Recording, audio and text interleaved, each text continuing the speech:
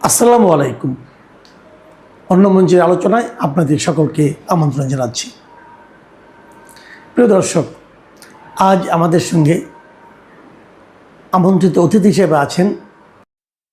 নমস্কার, আমি তরুণ ঘোষ।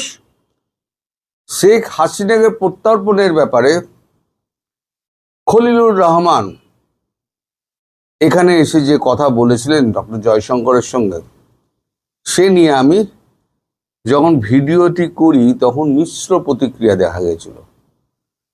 কারণ খলিলুর সম্পূর্ণ অস্বীকার করেছিলেন যে তিনি শেখ হাসিনার ব্যাপারে কোনো কথাই বলেননি।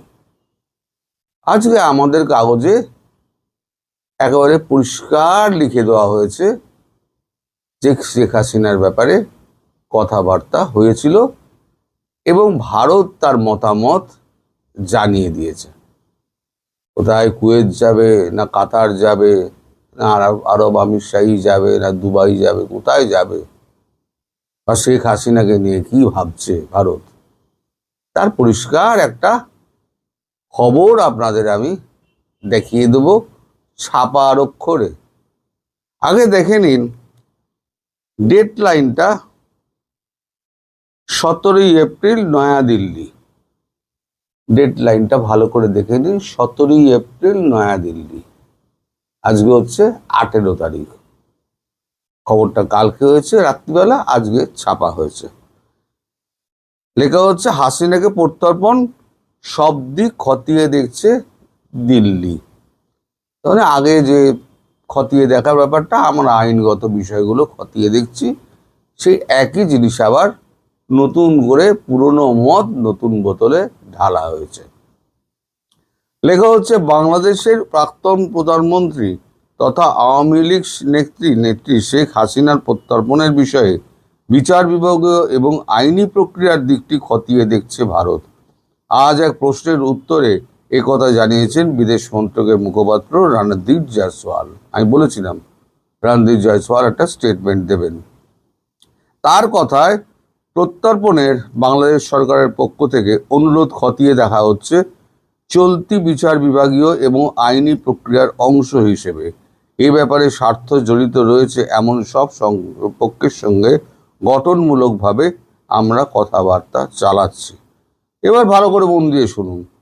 কূটনৈতিক মহলের মতে হাসিনাকে প্রত্যর্পণের প্রশ্নে ভারত তার অবস্থানের প্রতিধ্বনি করল সম্প্রতি বাংলাদেশের নির্বাচিত সরকারের বিদেশমন্ত্রী খলিলুর রহমান নয়াদিল্লিতে এসে শেখ হাসিনার প্রত্যর্পণের বিষয়টি নিয়ে ফের আর্জি জানিয়েছিলেন নয়াদিল্লির কাছে। এই যে লাল দাগ দেওয়া অংশটি না, আপনারা ভালো করে পড়ুন। ওপরে দেখছি 17 এপ্রিল, লাল দাগ দেওয়া অংশটি পড়ুন। আমি যা বললাম সেটাই এখানে লেখা আছে কিনা। অর্থাৎ আমি যে খবরটা বলেছিলাম না, যে এখানে এসে প্রথম ওই প্রশ্নটি করে খলিলুর রহমান যে অস্বস্তিতে পড়েছিলেন, সেটা তিনি সম্পূর্ণ চেপে গিয়েছেন। এবং এটা নিয়ে আপনার দেশের বেশ কিছু ইউটিউবার আমার বিরুদ্ধে অনেক রকম কথা বলেছেন। তারা এও বলেছেন যারা এসছিলেন তাদের সঙ্গে কথা বলে তারা নিশ্চিত হয়েছেন এই খবরটি হচ্ছে সম্পূর্ণ ভুয়া। অবশেষে খবরের কাগজ বলে দিচ্ছে সেদিনকে কি হয়েছিল। এবার খবরটা পুরোটা পড়ি। আপনারা সব চাইছেন তো ভারতবর্ষের কাছ থেকে, কেন ভারতবর্ষ দেবে না? পুরোটা পড়ি খবরটা। বাংলাদেশ সংক্রান্ত আরও একটি প্রশ্নের জবাব দিয়েছেন জয়সওয়াল। এই মাসেই বাংলাদেশের সংসদে একটি আইন পাশ করা হয়েছে যা আওয়ামী লীগকে নিষিদ্ধের বিষয়টিকে আইনি নিশ্চয়তা দেবে বলে মনে করা হচ্ছে। জয়সওয়ালের কথায়, আমরা ওই ঘটনাবলীর দিকে সতর্ক নজর রাখছি। খলিলুরের সঙ্গে ভারতের বিদেশমন্ত্রী এস জয়শঙ্করের বৈঠকের বিষয়টি নিয়ে ভারত যে বিবৃতি দিয়েছিল সেদিকে দৃষ্টি আকর্ষণ করে তিনি বলেন, আমি একথা বিশেষভাবে তুলে ধরতে চাই যে বাংলাদেশের নতুন সরকারের সঙ্গে গঠনমূলক কাজে সংযুক্ত থাকতে ভারতের প্রয়াসের কথা বিদেশমন্ত্রী এস জয়শঙ্কর বিশেষ গুরুত্ব দিয়ে তুলে ধরেছিলেন। সরি, আমার একটু কাশি হয়েছে। দ্বিপাক্ষিক সম্পর্ক আরো মজবুত হোক এমনটাই চাওয়া হয়েছিল। প্রসঙ্গত, বাংলাদেশের নির্বাচনের আগে অন্তর্বর্তীকালীন সরকারের তরফে এই একই দাবি করে নয়াদিল্লিকে চিঠি লেখা হয়েছিল গত বছরের শেষে। সে সময়ও জয়সওয়াল বলেছিলেন, চলমান বিচার বিভাগীয় এবং আভ্যন্তরীণ আইনি প্রক্রিয়ার অংশ হিসেবে অনুরোধটি মানে চিঠিটি পরীক্ষা করে দেখা হচ্ছে। আমরা শান্তি, গণতন্ত্র, অন্তর্ভুক্তি এবং স্থিতিশীল নির্বাচিত বাংলাদেশের জনগণের সর্বোত্তম স্বার্থে বিষয়টি অঙ্গীকারবদ্ধ। তার মানে এই যে নির্বাচনটা হয়েছে এটা অন্তর্ভুক্তিমূলক নির্বাচন হিসেবে বলছে না। আমি যেটা বলি না, একদলীয় সরকার, কারণ জামাত বিএনপি একসঙ্গে ছিল। এই ভোটটা করার জন্য জামাত আলাদা হয়ে গেছে, বিএনপি আলাদা হয়ে গেছে, দিয়ে একটা দেখাচ্ছে যে আমরা সব দল মিলে অংশগ্রহণ করেছি। মানুষকে বোকা বানানো, আর কিছু নয়। আচ্ছা, আরো লেখা হচ্ছে 2024 সালে আগস্টে ক্ষমতাচ্যুত হওয়ার পর থেকে হাসিনা ভারতে রয়েছেন। এই বিষয়টিকে ঘিরে সংবেদনশীলতা থাকা সত্ত্বেও নয়াদিল্লি বাংলাদেশের নতুন প্রশাসনের সঙ্গে স্বাভাবিক কাজকর্ম চালিয়ে যাওয়ার বার্তা দিচ্ছে বারবার, কিন্তু বাংলাদেশের পক্ষ থেকে নানান রকম উস্কানিমূলক মন্তব্য করা হচ্ছে, যেমন তাকে বিদেশে পাঠিয়ে দেওয়া হবে। শেখ হাসিনার প্রত্যর্পণ নিয়ে অচল অবস্থা সত্ত্বেও অংশীদারিত্ব নিয়ে স্থিতিশীলতাকে তা নিশ্চিত করতে আঞ্চলিক এবং আঞ্চলিক বিষয়ে দুটি দৃষ্টিভঙ্গির সমন্বয়ের জন্য আনুষ্ঠানিক বৈঠকের আয়োজন করা হচ্ছে। আনুষ্ঠানিক বৈঠক মানে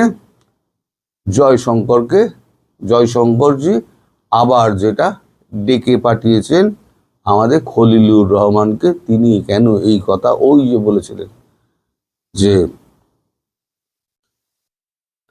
যেটা ভারত আপত্তি জানিয়েছিল যে গঙ্গা চুক্তি একমাত্র দ্বিপাক্ষিক সম্পর্ক তৈরি করার জন্য একমাত্র পথ। আচ্ছা, আর একটা খবর বেরিয়েছে, বাংলাদেশ সীমার পাশে পাক সংস্থা, এর পাশে এই যে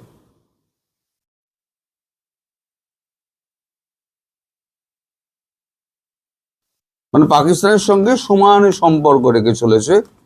এবার সেটা লেখা হচ্ছে, বাংলাদেশের সেনাবাহিনীকে সামরিক সরঞ্জাম এবং প্রতিরক্ষা সংক্রান্ত সহযোগিতা করছে পাকিস্তানের একটি প্রতিরক্ষা সংস্থা। সম্প্রতি প্রকাশিত একটি অনুসন্ধানমূলক প্রতিবেদনে এমনই দাবি করা হয়েছে। ওই সহযোগিতা হয়েছে ঢাকার একটি বেসরকারি বস্ত্র এবং ডাইং সংস্থার মাধ্যমে স্থানীয় একটি বাণিজ্যিক প্রতিষ্ঠানকে মধ্যস্থতাকারী হিসেবে ব্যবহার করার ঘটনাকে তাৎপর্যপূর্ণ বলে মনে করা হচ্ছে। কূটনীতিকদের একাংশের মতে মোহাম্মদ ইউনূসের আমলে পাকিস্তানের সঙ্গে যে ঘনিষ্ঠতা তৈরি হয়েছিল তারেক রহমানের জামানতও তা অটুট রয়েছে। আরও আছে, আমি আর সেগুলো পড়ছি না, এগুলো চর্চিত চর্বণ হয়ে যাবে, কারণ আমি এগুলো সবকটাই বলেছি। অর্থাৎ আমি যে বারবার বলছিলাম, ইউনূসের ছেড়ে যাওয়া জুতোতে পা গলিয়ে দিয়েছে তারেক রহমান, ভারতবর্ষের সঙ্গে ডিচ করেছে। এই যে পাকিস্তানের সঙ্গে যোগাযোগ করা, শেখ হাসিনাকে ফাঁসিতে ঝোলানোর জন্য উদ্গ্রীব হয়ে থাকা, আইন দিক দিয়ে তাকে একেবারে মানে পার্লামেন্টে স্বীকৃতি দেওয়া, আর আওয়ামী লীগকে নিষিদ্ধ করা, এই কোনোটাই কিন্তু ভারত ভালো চোখে দেখছে না।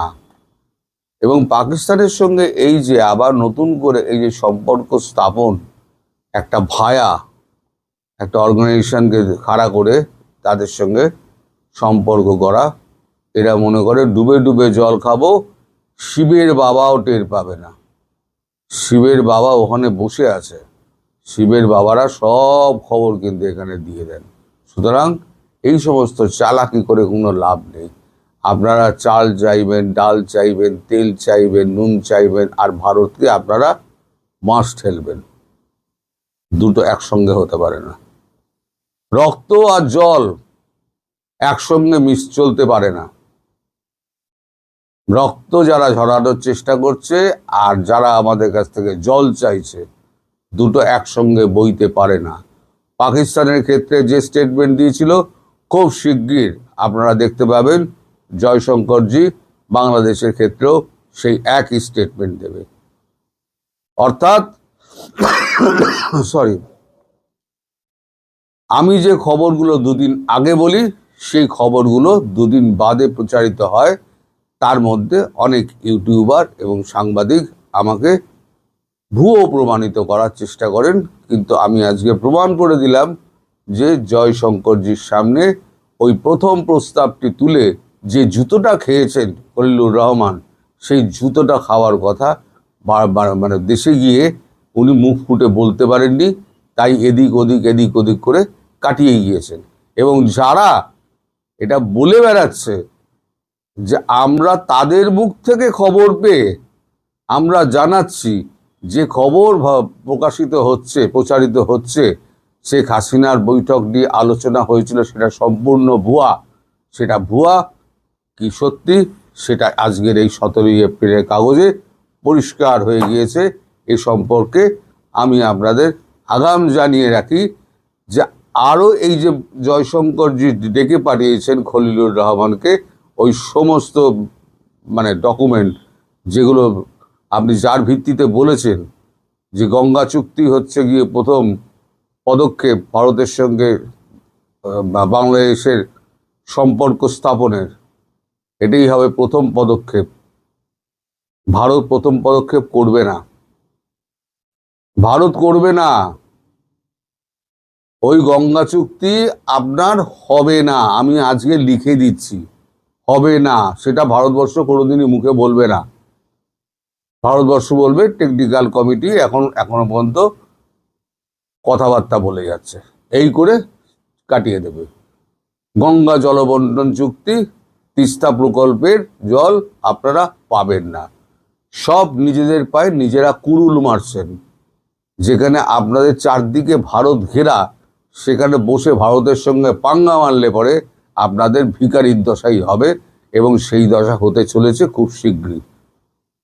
ভোটটা মিটুক, আমাদের এখানে 4 তারিখ রেজাল্ট বেরোক, তারপরে সরকার স্থাপন হোক, মানে এই যে স্টেটগুলোতে হচ্ছে সরকার স্থাপনের পর তারপরে দেখবেন পশ্চিমবঙ্গে সম্ভবত বিজেপি আসছে। আর বিজেপি যদি পশ্চিমবঙ্গে আসে, মানে হাওয়া সেই দিকে যদি বিজেপিও পশ্চিমবঙ্গে আসে, তাহলে বাংলাদেশের অবস্থা কিন্তু ভেরি ভেরি টাইট। আমি বলে দিচ্ছি, ভেরি ভেরি টাইট। শুধু হিন্দুদের জন্য কতগুলো জায়গা খুলে দেওয়া হবে, বর্ডার খুলে দেওয়া হবে, কারণ হিন্দু তো ছড়িয়ে ছিটিয়ে রয়েছে, তাদের জন্য কতগুলো বর্ডারের অংশ খুলে দেওয়া হবে। আমি যে বলেছিলাম 2 বছরের সময় দেওয়া হবে, এই 2 বছরের মধ্যে আপনারা ঘটি বাটি বিক্রি করে ভারতবর্ষে চলে আসুন। আর বাকি যারা থেকে গেল এইখানে, ওই যে 91 লক্ষ যারা থেকে গেল, তাদের কি হবে দেখবেন। বাংলাদেশের জনসংখ্যা 1 লাফে 1 কোটি বেড়ে যাবে। সুতরাং আমি যা বলি সেটা সঠিক বলি, হয়তো 2 দিন বাদে হয় প্রমাণিত, ততক্ষণে আপনাদের স্মৃতি থেকে বেরিয়ে যায়। তাই আমি স্মৃতিটা উস্কে দিলাম যে কি বেরিয়েছিল আর আমি কি বলেছিলাম, সেটা আজকে প্রতিষ্ঠিত হলো। আসসালামু আলাইকুম রহমতুল্লাহি ওয়া বারাকাতুহু। সম্মানিত দর্শক, পররাষ্ট্রমন্ত্রী জনাব খলিলুর রহমান অতি সম্প্রতি ভারত সফর করে এসেছেন। তার সফরকে কেন্দ্র করে সরকারের ভিতরে এক ধরনের উত্তেজনা ছিল, এবং আমাদের দেশে যারা রাজনীতি সচেতন ব্যক্তি তার অধীর আগ্রহে অপেক্ষা করছিল যে আসলে এই সফরে বাংলাদেশ কি পাবে, ভারত কি পাবে।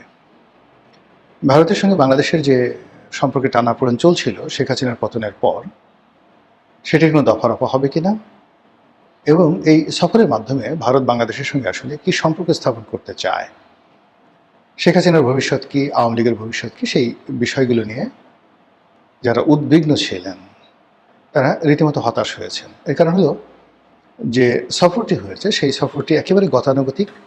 এটিকে আমরা অনেকটা স্যাটায়ার করে বলতে পারি আনাকুম জানাকুম। তার যাওয়ার দরকার ছিল, তিনি গিয়েছেন, আর তার সফর শেষ করে বাংলাদেশে আসার দরকার ছিল, তিনি এসে গেছেন। এর বাইরে কিছু বোগাস কথাবার্তা শুনতে পাচ্ছি। এই সফরে যারা সঙ্গী ছিলেন তাদের মধ্যে কেউ কেউ বলেছেন যে শেখ হাসিনার অপাঙ্ক্তেয়, এটা নিয়ে মানে আলোচনা করার মতো কিছু নেই। নো মোর শেখ হাসিনা, বাংলাদেশের রাজনীতিতে শেখ হাসিনার কোনো গ্রহণযোগ্যতা, কার্যকারিতা কোনো কিছুই নেই, এটা কেউ কেউ বলার চেষ্টা করছেন। এরপর অনেকে বলার চেষ্টা করছেন যে পররাষ্ট্রমন্ত্রীর সফরের পরই জনাব তারেক রহমান সাহেব তার প্রথম যে ঐতিহাসিক বিদেশ সফর সেটি তিনি ভারত দ্বারা শুরু করবেন। তো এটি নিয়ে যখন একেবারে ফেসবুকে বা সামাজিক মাধ্যমগুলোতে নানা রকম বিতর্ক তৈরি হলো, তখন বিএনপির পক্ষ থেকে বলা হলো যে না, এটা মিথ্যা কথা এবং এই ধরনের কোনো সম্ভাবনা তৈরি হয়নি বা এই ধরনের কোনো সিদ্ধান্ত সরকার এখনো পর্যন্ত নেয়নি। ভারত ভিসা বন্ধ করে রেখেছিল, বলা হচ্ছে যে ভারত ভিসা দেবে কন্ডিশনালি, যারা চিকিৎসা করার জন্য ভারত যেতে চায় সেই মেডিকেল ভিসা ভারত দেবে। কিন্তু এখনো পর্যন্ত এই খলিলুর রহমান সাহেব ফিরে আসার পর থেকে এখন পর্যন্ত ভারত যে বাংলাদেশকে ভিসা দিচ্ছে এটা ব্যাপকভাবে লক্ষ্য করা যাচ্ছে না। যাদের খুব ভালো চ্যানেল আছে, সম্পর্ক আছে, ভারতীয় দূতাবাসের সাথে সম্পর্ক আছে, তারা অনেকে যাচ্ছেন চিকিৎসা করার জন্য। আর বেশিরভাগ মানুষ যারা ফ্রিকুয়েন্টলি ভারত ট্রাভেল করতেন তারা অনেকে যাচ্ছে না। আওয়ামী লীগের লোকও যাচ্ছে না, বিএনপির লোকও যাচ্ছে না। এর কারণ হলো কলকাতা, দিল্লি, আগ্রা, তারপর কাশ্মীর, এরপরে আজমির, এ সকল এলাকায় এখন বাঙালিরা, আওয়ামী লীগের লোকজন গিজ করছে। তো ধরুন কোনো একজন লোক তার নিতান্ত প্রয়োজনে সে কলকাতায় গেল, বা আমার ধরেন আমি গেলাম, আমার কলকাতা যাওয়াটাই খুব প্রয়োজন দীর্ঘদিন ধরে। আমি 2018 সন থেকেই আসলে চিন্তা করছি আমি একবার একটু কলকাতাতে যাব, কিন্তু যাওয়া হয়নি। আগের আমলে যাওয়া হয়নি যে এয়ারপোর্টে গেলে শেখ হাসিনার লোকজন বাধা দিতে পারে, এয়ারপোর্ট থেকে ফেরত দিতে পারে। তো তখন সবাই লোকজন মনে করবে যে গোলাম মোল্লা রনির আসলে কোনো ক্ষমতা নেই, সরকারের সাথে তার সম্পর্ক অহিনুকূল সম্পর্ক, কাজেই তাকে একটা চাপ দিয়ে আসি যাব। তো ওই ভয়ে আমি আসলে এয়ারপোর্টে 2018 সনের পরে একবার বোধহয় 16 বা 17 সনে উমরা করার জন্য দেশের বাড়ি গিয়েছিলাম। এরপরে আমি আসলে আর কখনো বাইরে যাইনি, এই এয়ারপোর্টে হেনস্থার ভয়ে। এতে করে কি হলো, আমার ব্যবসা বাণিজ্য ক্ষতি হয়েছে। আর আমার ব্যবসা বাণিজ্য ক্ষতি হওয়া মানে এখন আমার যতটা না ক্ষতি, তার সে দেশের ক্ষয়ক্ষতি। এর কারণ হলো আমার এই ক্ষুদ্র জীবনে ব্যক্তিগতভাবে দুটো ডাল ভাত খাওয়ার জন্য যতটুকু সংস্থান দরকার সেটা তো আমার হয়ে গেছে। এখন আমি যা কিছু করব বা করতাম ব্যবসার জন্য, রাজনীতির জন্য, just two contribute the nation, ঠিক সেই জায়গাটা আপনি গিয়ে দেখুন এয়ারপোর্টে যে হেনস্থা হওয়ার ভয়, সেই ভয়ের কারণে আমার সেই ব্যবসা বাণিজ্য প্রত্যেকটা জিনিসই মাইনাসে চলে আসছে। 2 নম্বর হলো যে এখন যাচ্ছি না।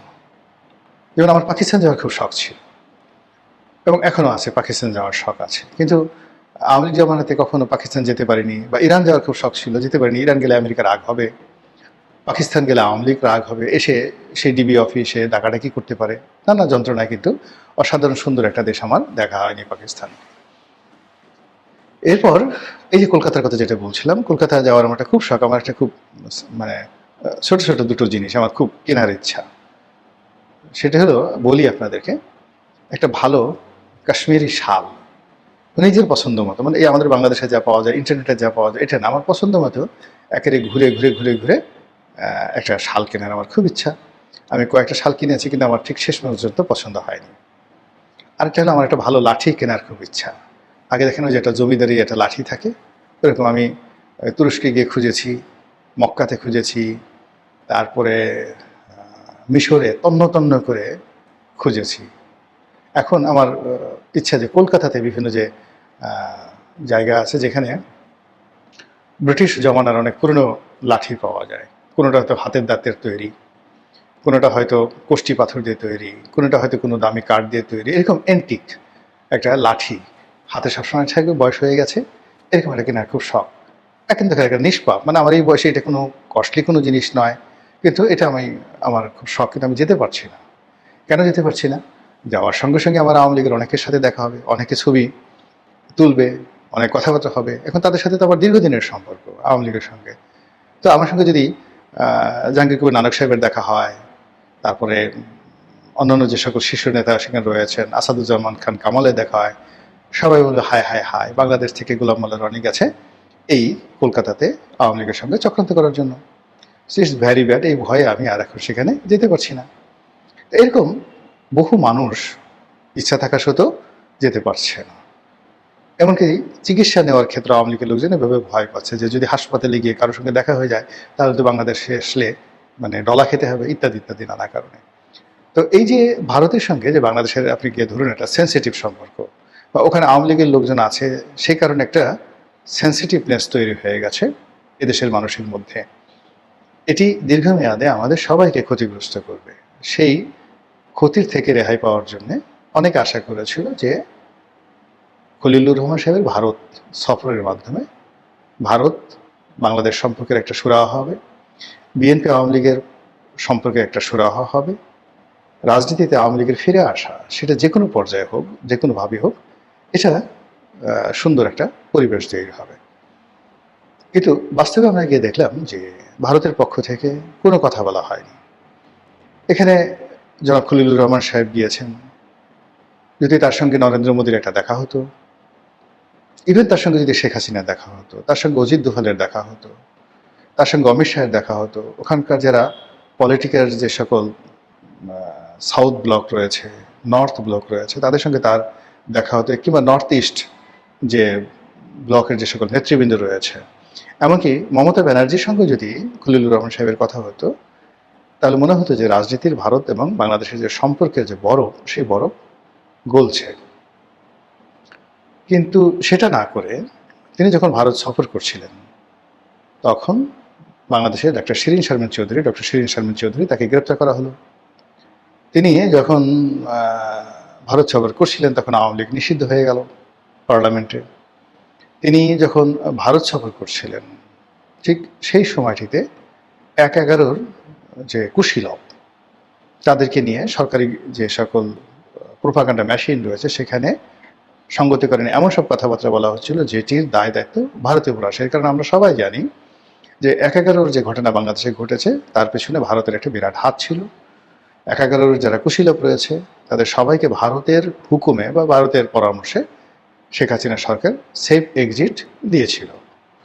তো এই জিনিসগুলো নিয়ে যখন ঠিক এই মুহূর্তে নড়াচড়া হচ্ছে, তখন নিশ্চিতভাবে আমরা ধরে নিই যে ভারত এবং বাংলাদেশের যে সম্পর্ক, সেই সম্পর্কের যে বরফ, এটা গলেনি, বরং বরফ আরও জমাট বেঁধেছে, সম্পর্ক আরও দুর্বোধ্য হয়ে পড়েছে।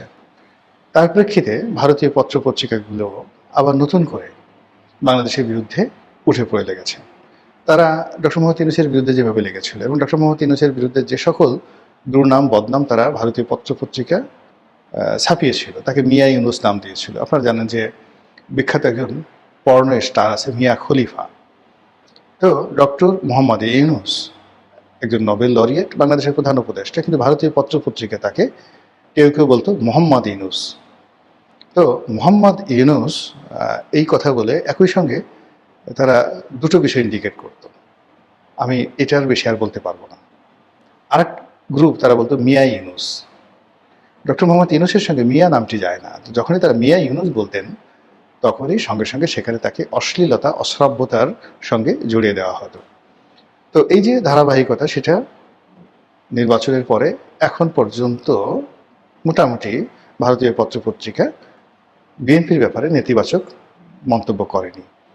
কিন্তু ভারতীয় সোশ্যাল মিডিয়া, যারা সোশ্যাল মিডিয়ার যারা ইনফ্লুয়েন্সার, তারা আবার সেই পুরনো যে রোগগুলো, সেই রোগগুলো তাদেরকে পেয়ে বসেছে। তারা বিএনপির বদনাম শুরু করেছে। এই বিএনপির আমলে মৌলবাদ অতীতকালে যেভাবে নাড়াচাড়া দিয়েছিল, আবার সেই মৌলবাদ নাড়াচাড়া দিচ্ছে, আবার মাজার ভাঙা হচ্ছে, আবার পীরদেরকে পুড়িয়ে মারা হচ্ছে, আবার নর্থ ইস্ট যে ভারতের যে উত্তর পূর্বাঞ্চল যে রাজ্য সমূহ রয়েছে, সেখানে যে সকল বিদ্রোহী গ্রুপ রয়েছে, নাগা বিদ্রোহী রয়েছে, সাঁওতাল বিদ্রোহী রয়েছে, সেখানে উলফারা আছে, এমনকি সেখানে রোহিঙ্গারা পর্যন্ত আছে এই নর্থ ইস্ট গ্রুপের সাথে মিলিয়ে। এবং সেইগুলোকে বাংলাদেশ বা বর্তমান সরকার ভবিষ্যতে যে তাদেরকে প্রিভিলেজ দেবে না, পাত্তা দেবে না, বা তাদেরকে নির্মূল করার ব্যাপারে ভারতকে সহযোগিতা করবে শেখ হাসিনার মতো, এরকম কোনো লক্ষণ তারা দেখতে পাচ্ছেন না। বরং তারা তারেক রহমান সাহেবের সেই যে অতীত রেকর্ড, সেই অতীত রেকর্ডকে নিয়ে তারা টানাটানি করার চেষ্টা করছে। এবং এই মুহূর্তে তাদের সঙ্গে আবার আমেরিকার যে বন্ধুত্ব, পুরনো বন্ধুত্ব, সেটা আবার নতুন করে চালু হয়ে গেছে। তো কাজেই ডোনাল্ড ট্রাম্প মধ্যে যেভাবে নরেন্দ্র মোদীকে বাদ দিয়ে বাংলাদেশের ব্যাপারে সরাসরি হস্তক্ষেপ তারা করছিলেন, সেটি সম্ভবত তারা এখন সেখান থেকে সরে যাচ্ছে। মধ্যপ্রাচ্যের যুদ্ধের কারণে রাশিয়ার মানে সাথে কূটনৈতিক যে বিপর্যয়, তার কারণে এখন তারা চীনের বিকল্প হিসেবে এশিয়াতে ভারতকে তারা চাচ্ছে, খুব দরকার।